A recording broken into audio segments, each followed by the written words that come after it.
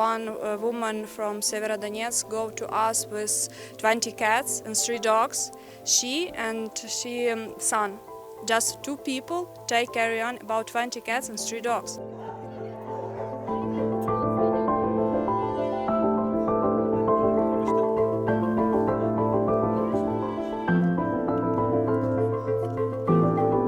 Many volunteers from Lviv go to us and say what I can help you.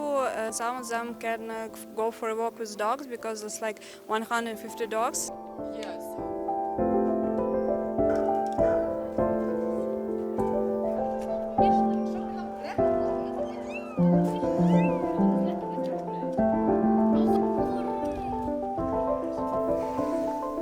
It's like very popular have cats and dogs in from the Ukraine.